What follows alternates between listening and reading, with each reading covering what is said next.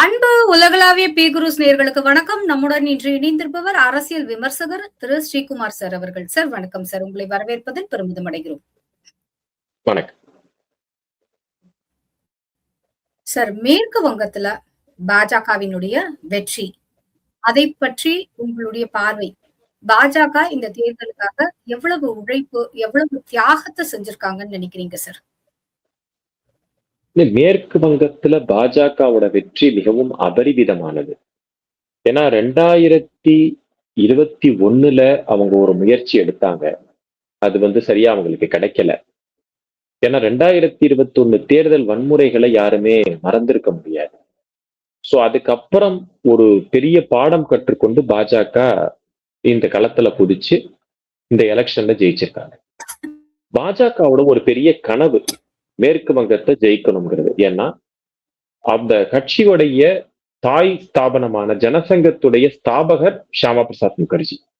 So அவருடைய origin, அவர் உருவானதே இந்த மேற்கு வங்கத்துல இருந்தான். 1952 முதல் தேர்தல் நடந்த போது பாஜகவுக்கு 3 எம்பிக்கள் கிடைச்சாங்க. அதுல 2 எம்பிக்கள் பெங்கால்ல சேர்ந்தவங்க, ஒருத்தர் ராஜஸ்தானை சேர்ந்தவங்க. சோ அந்த 2 பேர்ல ஒருவர் ஷியாமா பிரசாத் முகர்ஜி, அவர் தான் அந்த கட்சியோட ஸ்தாபகர். சோ அவருடைய அந்த ஒரு கனவு, மேற்கு வங்கத்தை ஜனசங்கம் கிடைக்கணுங்கிறது ஒரு பெரிய கனவு அவர்களுக்கு.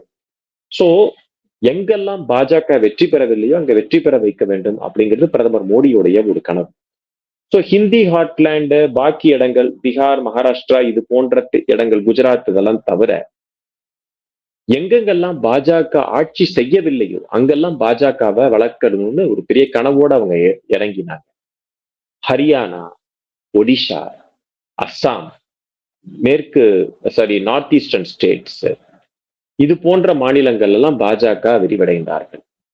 சோ அதுல ஒரு இடம் மேற்கு வங்கம். சோ அமித்ஷா தன்னுடைய ஒரு இதுல பார்க்கும்போது, ஒரு பேட்டியில அங்கம், வங்கம், கலிங்கம் 3மே பாஜக வெற்றி பெற வேண்டும் அப்படின்னு சொன்னார். அங்கம் அப்படிங்கிறது அவர் பீகார சொன்னார். ஸோ பீகார்ல பாஜக முதலமைச்சர். கலிங்கம்ங்கிறது ஒரிசா, கலிங்கத்திலையும் பாஜக முதலமைச்சர். வங்கம் அதுதான் பெண்டிங்கா இருந்தது. ஸோ அதுலயும் பாஜக முதலமைச்சர் பதவி ஏற்றுக்க போறார். ஸோ இதுல முக்கியமான விஷயம் என்னன்னா, வாஜ்பாய் இருந்த வரைக்கும் இருந்த பிஜேபியோட நிலைமை வேற. அப்ப பாஜகவை மத்திய அளவுல ஸ்டெபிலைஸ் பண்ணா போறோம் அப்படின்னு நினைச்சாங்க. திரு மோடி அவர்கள் 2014 வந்ததுக்கு அப்புறம் மாநில ரீதியாக, அதுக்கப்புறம் சிட்டி வைஸ், கார்பரேஷன் வைஸ் அதை கொஞ்சம் கொஞ்சமா ஸ்டெபிலைஸ் பண்ணி கொண்டு போகணும் அப்படின்னு நினைச்சேன். சோ அதன் அடிப்படையில பார்த்தா 15 ஆண்டுகள் கழித்து, ஆல்மோஸ்ட், ஏன்னா 2002 பாஜக உத்தரப்பிரதேசத்துல தன்னோட ஆட்சியை இழந்தாங்க. ஸோ அதுக்கப்புறம் 2017 15 ஆண்டுகள் கழிச்சு யூபியை மீட்டெடுத்தாங்க. அதே மாதிரி டெல்லி கிட்டத்தட்ட 98 இழந்தாங்க. 98 2025 அவங்க மீட்டெடுத்தாங்க. ஸோ இது போன்ற ஒரு பெரிய லாங் கேப், 27 வருஷம் கழிச்சு டெல்லி எடுக்கிறது, 15 வருஷம் கழிச்சு யூபி எடுக்கிறது, முதல்ல ஹரியானால கவர்மெண்ட் ஃபார்ம் பண்றது, ஒரிஷால ஃபார்ம் பண்றது, அதுக்கு சற்றும் குறையாத விஷயம் மேற்கு வங்கத்துல கவர்மெண்ட் ஃபார்ம் பண்றது. ஒரு 30 ஆண்டு கால காங்கிரஸ் ஆட்சி, 1947 to 77, 34 வருஷம் இடதுசாரிகள் ஆட்சி, 1977 to 2011, 15 ஆண்டு கால திரிணாமுல் ஆட்சி, 2011 இருந்து 2026. இதையெல்லாம் தாண்டி பாஜக இந்த முறை முதலாக ஆட்சியை பிடிச்சிருக்காங்க. எண்ணற்ற தொண்டர்களை தேர்தல் வன்முறையில அவங்க இழந்திருக்காங்க. நிறைய பேர் இழந்திருக்காங்க. அதாவது வீட்டை விட்டு வெளில போறவங்க திரும்பி வீட்டுக்கு வர்றது நிச்சயம் இல்லை அப்படிங்கிற அளவுக்கு அந்த பொலிட்டிக்கல் வயலன்ஸ் நிறைய பேர் இழந்திருக்காங்க. நிறைய பெண்கள் வன்முறைகளுக்கு இரையா இருக்காங்க பாஜக தொண்டர்கள். சோ எல்லாத்தையும் தாண்டி அந்த எலெக்ஷன்ல அவங்க நின்று இந்த தேர்தலை வெற்றி பெற்றிருக்காங்க. அதுவும் சாதாரண வெற்றி கிடையாது. 3/2 பங்கு வெற்றி. டோட்டல் 294 சீட்ஸ்ல ஒரு சீட்டுக்கு எலெக்ஷன் பெண்டிங்கா இருக்கு. அதை கவுண்டர்மேன் பண்ணிருக்காங்க, தள்ளி போட்டிருக்காங்க. 293 சீட்ஸ்ல மோர் தென் அபவுட் 207 சீட்ஸ் போல பிஜேபி ஜெயிச்சிருக்காங்க. இது வந்து ஒரு மகத்தான வெற்றி அப்படின்னு சொல்லணும். ஏன்னா யாருக்கும் கற்பனையிலேயே ஒரு 5 வருஷம் முன்னாடியோ 10 வருஷம் முன்னாடியோ பாஜக வெஸ்ட் பெங்கால ஜெயிக்க போகுதுன்னு சொல்லியிருந்தா எல்லாரும் சிரிச்சிருப்பாங்க. ஏன்னா அந்த மாதிரி ஒரு சூழ்நிலை. எப்படி வந்து ஒரு சில விஷயங்கள்லாம் இம்பாசிபிள்னு சொல்லக்கூடிய சாத்தியமே இல்லாததுன்னு சொல்ல இடத்த வந்து சாத்தியப்படுத்தி காட்டியிருக்கிறார்கள். இந்த வெற்றி வந்து ஒரு சாதாரண வெற்றி அல்ல. சார், மம்தா பானர்ஜி அதாவது திரிணாமுல் காங்கிரசினுடைய தலைவர் மம்தா பானர்ஜி வெஸ்ட் பெங்கால்ல நான் முதலமைச்சர் பதவியிலிருந்து ராஜினாமா செய்ய மாட்டேன் அப்படின்னு சொல்லி பிடிவாதமா சொல்றாங்க. ஏன்? ஒரு ஒரு பெரிய அதிர்ச்சி ஒருத்தருக்கு அந்த மாதிரி வந்ததுன்னா அவன் அந்த மாதிரிதான் பேச தோணும். ஏன்னா மேற்கு வங்கத்துல ஒரு 1984ல இருந்து அவங்க வந்து 1980s 70sல இருந்து அவங்க அரசியல் பண்ணிட்டு இருக்காங்க. ஜெயபிரகாஷ் நாராயண் எதிர்த்து அரசியல் பண்ணவங்க. அவங்க காங்கிரஸ்ல ஒரு இளைஞர் தலைவரா இருந்தவங்க, பெரிய போராட்டங்களை சந்திச்சவங்க. அதுக்கப்புறம் படிப்படியா அவங்க வந்து பாத்தீங்கன்னா மத்திய அமைச்சரா இருந்திருக்காங்க, எம்பியா இருந்திருக்காங்க. 2011ல வந்து முதலமைச்சர் ஆயினாங்க. அவங்க வரும்போது பெரிய எதிர்பார்ப்போட தான் அவங்க மக்கள் அவங்களை தேர்ந்தெடுத்தாங்க. ஒரு பெண்மணியா இருக்காங்க. சோ முதல் பெண் முதலமைச்சர். சோ இவ்வளவும் காரணத்தினால அவங்கள ஜெயிக்க வச்சாங்க. வந்தா அவங்களால வந்து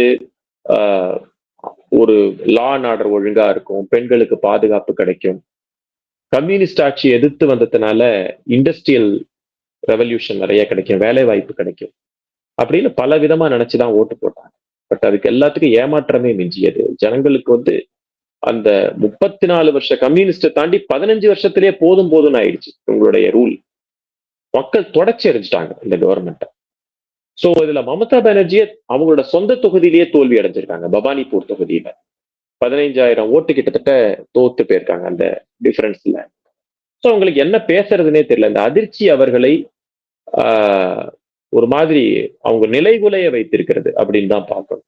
அதனாலதான் நான் ராஜினாமா பண்ண மாட்டேன் அப்படிங்கிறாங்க. அவங்க ராஜினாமா பண்ணாலும் பண்ணாட்டி போனாலும் ஒன்னும் அதனால மேட்டர் ஆக போறது கிடையாது. ஏன்னா அரசியல் சாசனம் கான்ஸ்டிடியூஷன் என்ன சொல்லுதுன்னா ஒவ்வொரு சட்டசபைக்கும் ஒரு கால அளவீடு உண்டு. லெஜிஸ்லேச்சர் டைம் ஃப்ரேம்னு சொல்லுவாங்க. அதுக்கு ஒரு லைஃப் உண்டு. இப்ப 17வது சட்டசபை, 18வது சட்டசபை அப்படின்னு சொல்லுவாங்க. அந்த சட்டசபைக்கு ஒரு 5 ஆண்டு காலம் அப்படிங்கிறது அந்த சட்டசபையோட ஆயுட்காலம். சோ அந்த ஆயுட்காலம் முடிஞ்சதுன்னா அந்த ஆயுட்காலத்தோட சேர்ந்து அந்த முதலமைச்சரோட டேர்மும் முடிஞ்சு போயிடும்.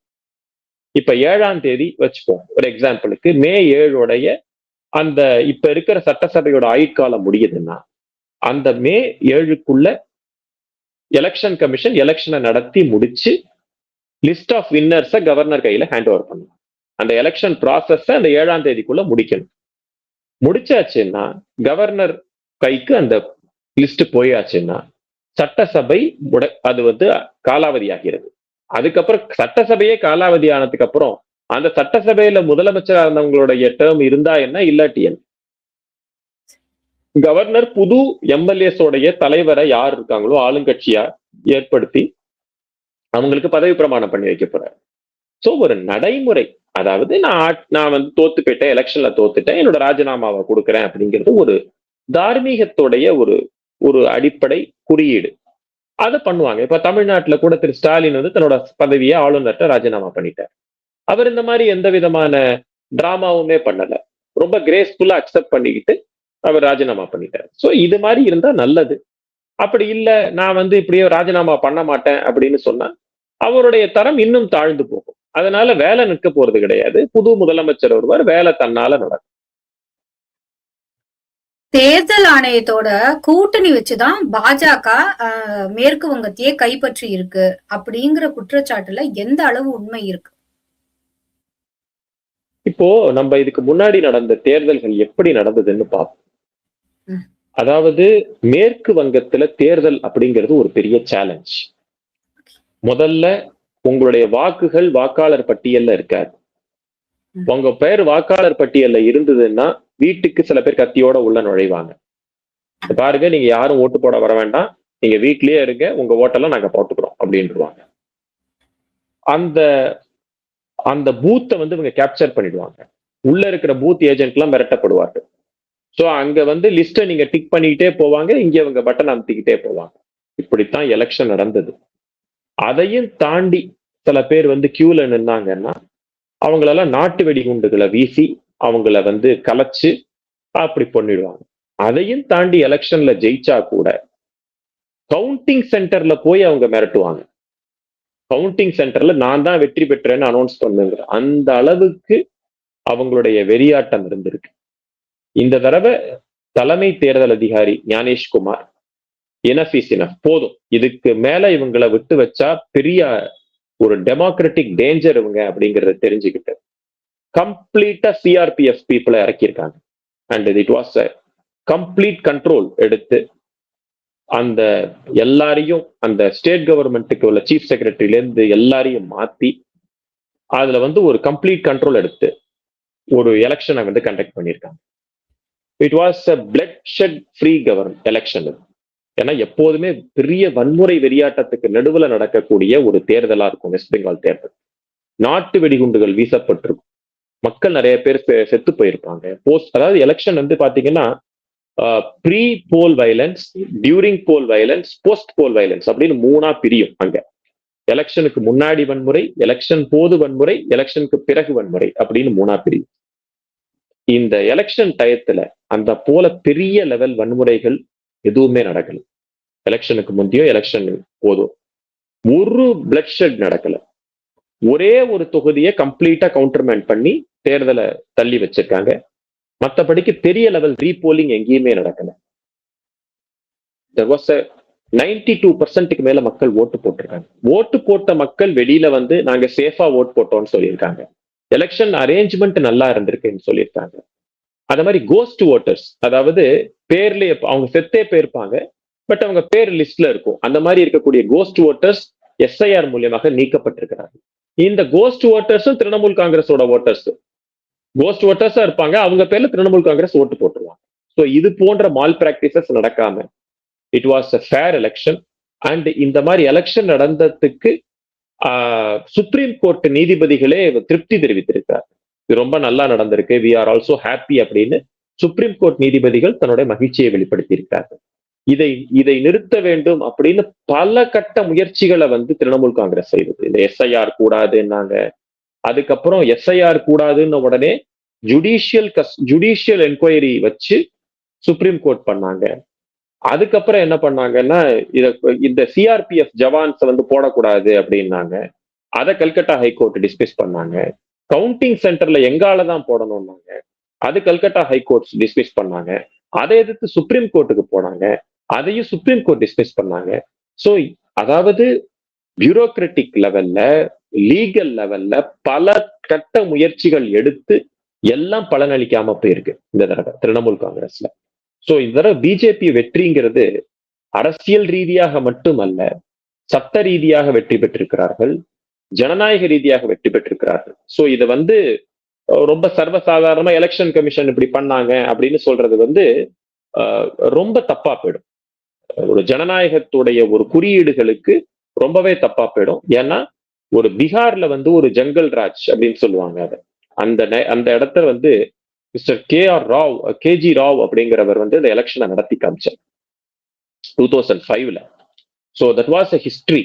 அவர் வந்து இருந்த போது அந்த இதே பிரச்சனை, இதை விட தாண்டின பிரச்சனைகள் அங்க நடந்தது வந்து அவர் ஃபுல்லா ஹேண்டில் பண்ணார். அதுக்கு அப்புறம் இந்த தடவை பெங்கால்ல நடந்து அதை ஹேண்டில் பண்ணியிருக்காங்க. ஸோ அவர் respects and salutes to the election commission. Sir, UCC வந்துடுமா? முதல் வேலையா பாஜக என்ன செய்ய போறாங்க சார் வெஸ்ட் பெங்கால்ல? வெஸ்ட் பெங்கால்ல பிஜேபியோடைய பிளான் லிஸ்ட் ரொம்ப அதிகம். நிறைய வேலை இருக்கு அவங்களுக்கு. முதல்ல பங்களாதேஷோடைய பார்டரை ஃபென்ஸ் பண்ணணும். இன்ஃபில்ட்ரேட்டர்ஸ் இருந்தாங்கன்னா ஊடுருவல்காரர்களை கண்டுபிடித்து அவங்களுடைய தாய் நாட்டுக்கு அனுப்பணும். அங்க நிறைய இண்டஸ்ட்ரீஸ் கொண்டு வரணும். அன்எம்ப்ளாய்மெண்ட் நிறைய இருக்கு. ஸோ அதை வந்து தீர்க்கறதுக்கு இண்டஸ்ட்ரீஸ் கொண்டு வரணும், இன்வெஸ்ட்மெண்ட் கொண்டு வரணும். விவசாயிகளுக்கு அதிக அவங்களுக்கு வந்து அந்த விலைகள் கிடைக்கிறதுக்கு ஏற்பாடு பண்ணணும். பொட்டேட்டோ ஃபார்மர்ஸ், பர்டிகுலர்லி உருளைக்கிழங்கு விவசாயிகள் இருக்காங்க, அவங்களுக்கு கொள்முதல் விலையை அதிகப்படுத்துறதுக்கு அவங்க முயற்சி பண்ணணும். கைவினைஞர்கள் அவங்களுக்கு வந்து உறுதியான அவங்களுக்கு பணம் கிடைக்கிற மாதிரி ஏற்பாடு பண்ணணும். இந்த விஸ்வகர்மா ஸ்கீம் எல்லாம் இருக்கு. நான் சென்ட்ரல் கவர்மெண்டோட ஸ்கீமை கொண்டு போய் சேர்க்கணும். பெண்களுக்கு பாதுகாப்பு அதிகப்படுத்தணும். லா அண்ட் ஆர்டரை ஒழுங்குபடுத்தணும். பொலிட்டிக்கல் வயலன்ஸை குறைக்கணும். ஸோ இது போன்ற பல வேலைகள் இருக்கு. So it is not a easy joke. இந்த தடவை ஒரு பெரிய historic opportunity for the BJP. So அதை நன்றாக புரிந்து கொண்டு அவர்கள் நல்லாட்சி நடத்தினார்கள் என்றால் அது அவர்களுக்கு ஒரு பெரிய ஒரு இன்வெஸ்ட்மெண்ட், இந்த பொலிட்டிக்கல் இன்வெஸ்ட்மெண்டா மாறும். சார், வாட் அபவுட் மம்தா அவர்களுடைய எதிர்காலம் எப்படி சார் ஆஃப்டர் திஸ் தேர்தல்? இல்ல, இதுக்கு அப்புறம் அவங்களுடைய கிராஃப் ரொம்ப குறையும் தான் நான் பாக்குறேன். ஏன்னா மமதா பானர்ஜிக்கு விழுந்த அரசியல் அடி அப்படிங்கிறது மிகப்பெரியது. ஏன்னா இன்னைக்கு நான் அந்த ஸ்ட்ரீட்ஸ் ஆஃப் வெஸ்ட் பெங்கால நம்ம சோசியல் மீடியால பாக்குற போது மக்கள் அந்த திரிணாமுல் காங்கிரஸ் மீதும், குறிப்பாக அந்த திரிணாமுல் காங்கிரஸ் தலைவர்கள் மீதும் எந்த அளவு வெறுப்போட இருக்கிறார்கள் அப்படிங்கிறத அந்த நடக்கக்கூடிய சம்பவங்கள் பாக்குறது. அங்க இருக்கக்கூடிய திரிணாமுல் காங்கிரஸ் பீப்புள் பல ஸ்கூல்ஸை ஆக்கிரமிச்சு வச்சிருந்திருக்காங்க. அந்த ஸ்கூல்ஸ் எல்லாம் கொஞ்சம் கொஞ்சமாக மீட்கப்படுகிறது.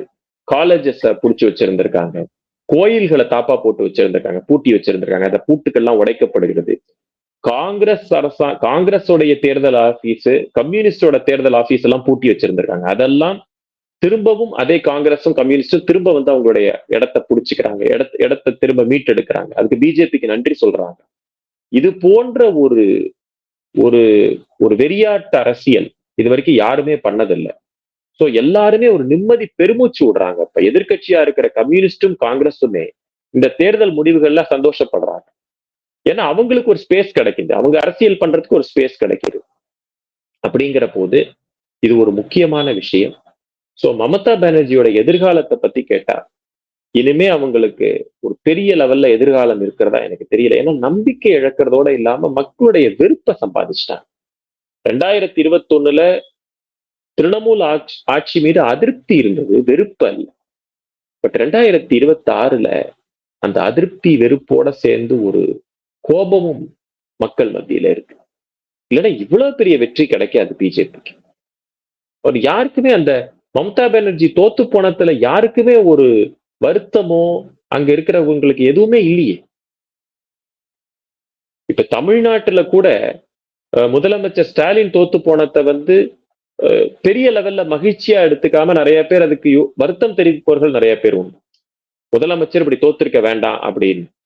அதுல உண்மை இருக்கு, அதாவது அதுல அது சரி தப்புங்கிறது வேற விஷயம். பட் பொதுவான எண்ணம் வெற்றி பெறவங்க ஒரு பக்கம் இருந்தாலும் இந்த மாதிரி எண்ணம் எடுக்கிறவங்களும் உண்டு. பட் பெங்கால்ல அப்படி இல்லவே இல்லை. பெங்கால்ல அவர்கள் தோற்று போனதை மக்கள் கொண்டாடுகிறார்கள். அதாவது ரொம்ப நாள் கழிச்சு ஒரு பெரிய லைஃப் வந்த மாதிரி எல்லாரும் நினைக்கிறாங்க. சோ இதை வச்சு பாக்குற போது மம்தா பானர்ஜிக்கு அரசியல் செய்வதற்கு அங்கு ஒரு ஏற்ற சூழ்நிலை இப்போதைக்கு உருவாகும்னு எனக்கு தோணல.